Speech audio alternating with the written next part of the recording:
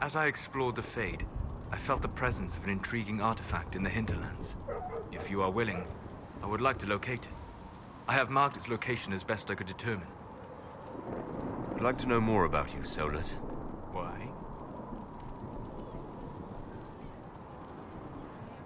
You're an elven mage. Not from the Circle, not Dalish. You're an unknown element. If I'm to trust a self-taught apostate with my life, I need to know more about him. I don't see myself as self-taught. But then, since I have not told you, you'd have no way of knowing that. All right. What can I tell you? What made you start studying the Fade? I grew up in a village to the north. There was little to interest a young man, especially one gifted with magic. But as I slept, spirits of the Fade showed me glimpses of wonders I had never imagined. I treasured my dreams.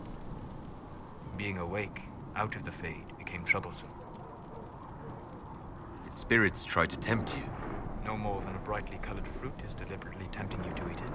I learned how to defend myself from more aggressive spirits, and how to interact safely with the rest. I learned how to control my dreams with full consciousness. There was so much I wanted to explore. I gather you didn't spend your entire life dreaming. No. Eventually, I was unable to find new areas in the Fade. Why? 2 reasons. First, the Fade reflects the world around it.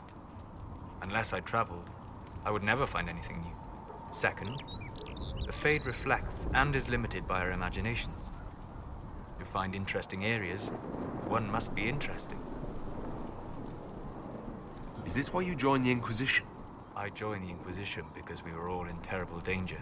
If our enemies destroyed the world, I would have nowhere to lay my head while dreaming of the Fade. The only reason you live your life is to be able to see more of the Fade. Yes. That's no way to live.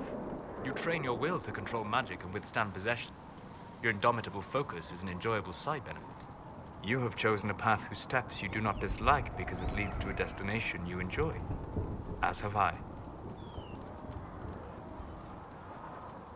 You said you traveled to many different places. This world, or its memory, is reflected in the Fade. Dream in ancient ruins, and you may see a city lost to history. Some of my fondest memories were found in crumbling cities, long picked dry by treasure seekers. The best of the battlefields. Spirits press so tightly on the veil that you can slip across with but a thought. Any place in particular? I dreamt at Ostagar.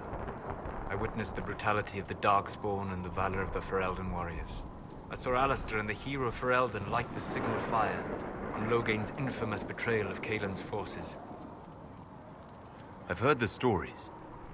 It would be interesting to hear what it was really like. That's just it. In the Fade, I see reflections created by spirits who react to the emotions of the warriors. One moment, I see heroic wardens lighting the fire and a power-mad villain sneering as he lets King Kaelin fall. The next, I see an army overwhelmed and a veteran commander refusing to let more soldiers die in a lost cause. You can't tell which is real. It is the Fade. They are all real. Have you always traveled and studied alone? Not at all. I have built many lasting friendships. Spirits of wisdom, possessed of ancient knowledge, happy to share what they had seen. Spirits of purpose helped me search. Even wisps, curious and playful, would point out treasures I might have missed. I don't know of any spirits by those names. They rarely seek this world.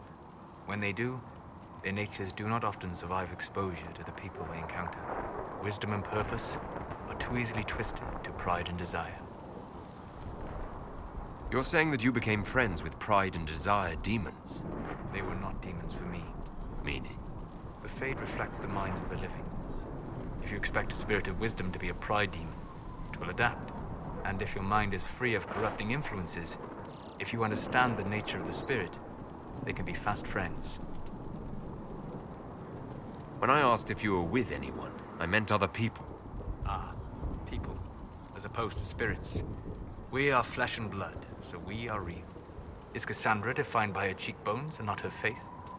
Varric by his chest hair and not his wit?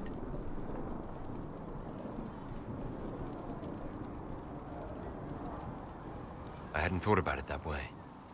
But I see your point. Thank you.